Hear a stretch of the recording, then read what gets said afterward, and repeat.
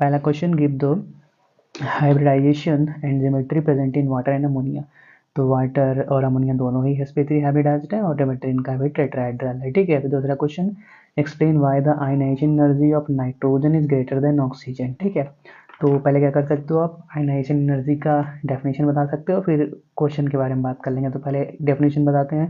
We know that ionization energy is defined as the energy required to remove a loosely bounded electron from the valence orbital of an isolated gaseous atom। और फिर उसके बाद उसके बारे में बात करते हैं कि क्यों नाइट्रोजन का आयनाइजेशन एनर्जी ऑक्सीजन से ज़्यादा होता है।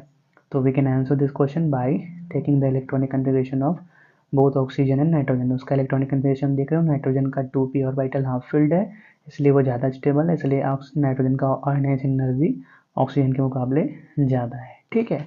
आगे बढ़ते हैं। Write the full form of CPU, RAM, Rome.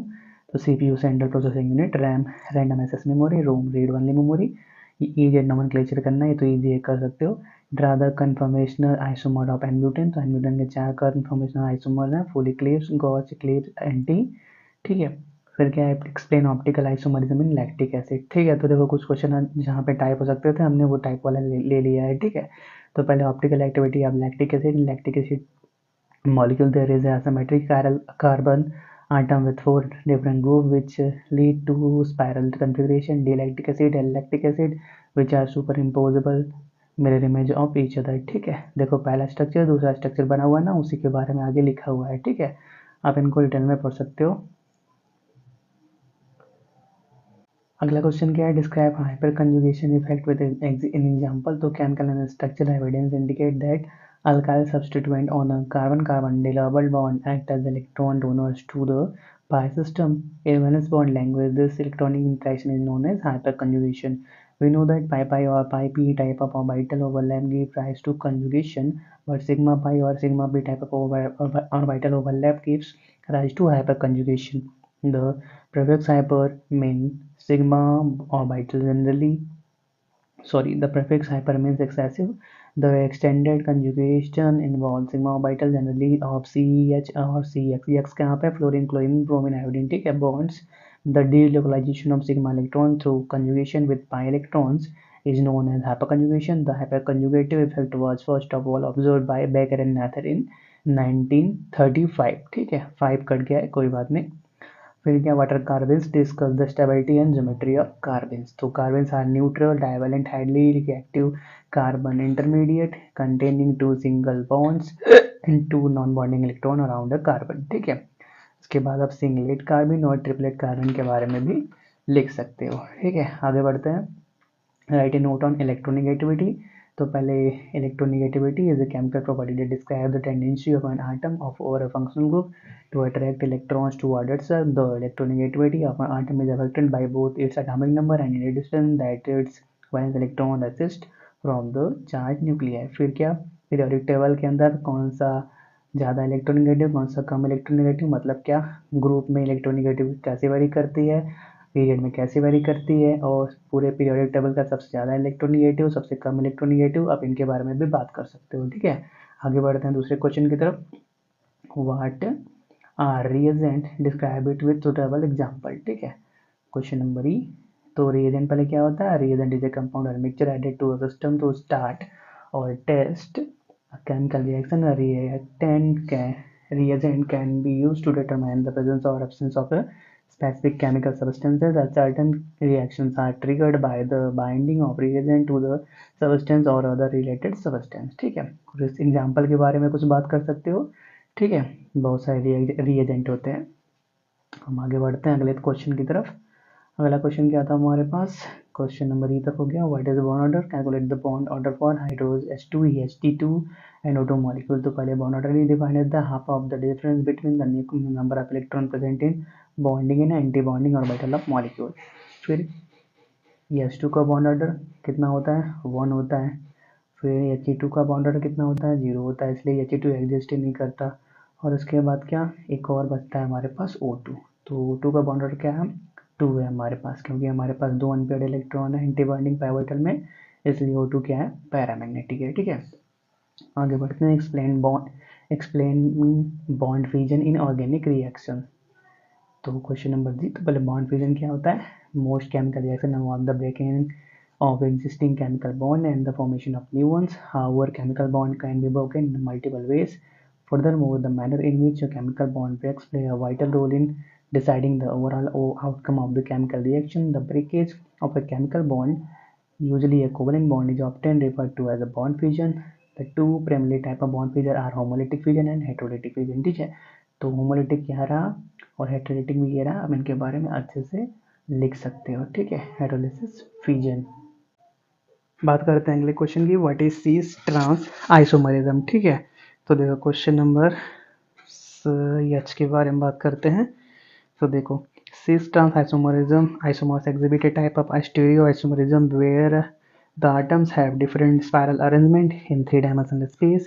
In the field of organic chemistry, cis isomer contain functional group on the same side of the carbon chain, whereas the functional group are an opposite side in a trans isomerism. ठीक है, फिर इसके बाद सीस और trans के prefix के बारे में बात किया गया कि उसका मतलब क्या है, वो आए कहाँ से है, और फिर इनके डिफरेंस प्रॉपर्टी में डिफरेंस मतलब है, सीस का प्रॉपर्टी क्या होता है, ट्रांस का प्रॉपर्टी क्या होता है। ठीक है, तो देखो यही सब बातें हैं, आप इनको अच्छे से पढ़ सकते हो, पीडीएफ आपको मिल जाएगा। ठीक है, हम बात करते हैं अगले क्वेश्चन के बारे में। क्वेश्चन नंबर आप एच आई देखोगे, वहाँ पे देख लेना, जो पहले वाला पेज था उस पर लिखा था explain Fajans rule and consequence of polarization in short.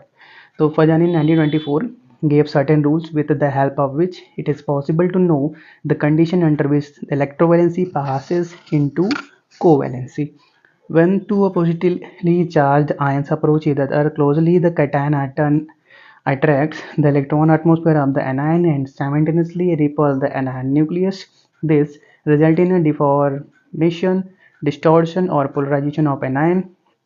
Similarly, the anion also polarize the cation, but the effect will be negligible because of a smaller size of cation. The net result of this ion polarization is that there occurs some sharing of electrons between the two ions, that is the bond become partially covalent in character. ठीक है, फिर आप एक example के लिए ये भी बता सकते हो कि NaCl ज़्यादा कोवलेंट है KCl से। क्यों? क्योंकि Na+ का साइज K+ के मुकाबले छोटा है, इसलिए Na+ ज़्यादा पोलराइज किया Cl- को एज कम्पेयर टू K+। ठीक है, फिर आगे बढ़ते हैं सेक्शन सी की तरफ। तो सेक्शन सी की तरफ आप क्वेश्चन पहले देख लो। ठीक है, एक सेकेंड, देखो चारों क्वेश्चन यही है, अब इनको स्क्रीनशॉट ले लो, नहीं तो पीडीएफ आपको डिस्क्रिप्शन में मिल ही गया है। हम इन्हीं के आंसर की बात करते हैं। ठीक है, पहला क्वेश्चन क्या है, right A detail note on hydrogen bonding. तो पहले बात करते हैं हाइड्रोजन बॉन्डिंग के ऊपर। फजान रूल हो गया hydrogen bonding. Hydrogen bonding is special type of dipole attraction between molecules, not a covalent bond to a hydrogen atom. It results from the attractive force between a hydrogen atom covalently bonded to a very electronegative atom such as nitrogen, oxygen or fluorine atom and another very electronegative atom. ठीक है, hydrogen bond strength range from 4 kilojoule to 50 kilojoule per mole of hydrogen bond. ठीक है, फिर इसके बारे में hydrogen bond दो type के होते हैं, कौन कौन से, वो एक होता है इंटरमोलिकुलर हाइड्रोजन बॉन्डिंग और एक होता है इंट्रामोलिकुलर हाइड्रोजन बॉन्डिंग, इनके बारे में बात किया गया है। फिर अगला क्वेश्चन क्या है हमारे पास, राइट वाटर रिएक्शन इंटरमीडिएट्स की detail note on carbon ions and it's stability. ठीक है, तो उसका आंसर यहीं पे आपको बस homolytic and heterolytic bond fusion result in formation of short-lived species called reaction intermediates. These short-lived intermediates are very reactive and are quickly converted to more stable molecules. However, under certain circumstances, they are of sufficient stability to be isolated and studied. The four most common kind of reaction intermediate with fewer than 4 covalent bonds are at carbon are carbocation, carbanion, free radical, carbene. फिर उसके बाद carbon ion के बारे में detail में बात करना था, तो ये है carbon ion. All the cation in which the positive charge is carried by a carbon are called carbocations. These are reactive intermediates in a large number of organic reactions. The reason for their reactivity is that the carbon has only 6 electrons in their valence shell and has a great tendency to complete its octet. ठीक है, फिर उसका structure हो गया, उसका stability, फिर आगे बढ़ते हैं वेस्पर थ्योरी की तरफ। ठीक है, valence shell electron pair repulsion theory abbreviated as Vesper theory is based on the premise that there is a repulsion between the pairs of valence electrons in all atoms, and the atoms which always tend to arrange themselves in a manner in which this electron pair repulsion is minimized. This arrangement of atoms determine the symmetry of the resulting molecule. ठीक है. The two primarily founders of the Vapor theory are Ronald Nahum and Ronald Gillespie. The theory is also known as Gillespie-Nehalem theory to one of these chemists. ठीक है. According to Vapor theory, the repulsion between two electrons is caused by the Pauling exclusion principle, which has greater importance than electrostatic repulsion in the determination of molecular symmetry. ठीक है. ठीक है. फिर बात करते हैं पॉस्टुलेट्स ऑफ वेस्पर थ्योरी। तो ये कुछ क्या है, पॉस्टुलेट्स हैं वेस्पर थ्योरी के, और फिर क्या लिमिटेशन भी मिलेगा। वेस्पर थ्योरी का पॉस्टुलेट है तो लिमिटेशन तो होगा ही होगा। ठीक है, इसके बारे में हो गया। अब आगे बढ़ते हैं हम अगले क्वेश्चन की तरफ। लास्ट क्वेश्चन क्या था, what are the main type of organic reaction, explain the type of organic reaction with example. ठीक है, तो organic reaction are the chemical reaction that are undergoes by organic compound, the chemical compound containing carbon. There are mainly 5 types of organic reactions: substitution, elimination, additional, radical and oxidation reduction reaction. अब ये हो गया substitutional reaction. In substitutional reaction, one atom or a group of atoms is substituted by another atom or a group of atoms to form a new substance. For example, the conversion of methane to chloromethane is a substitute reaction as the hydrogen atom are replaced by chlorine atoms.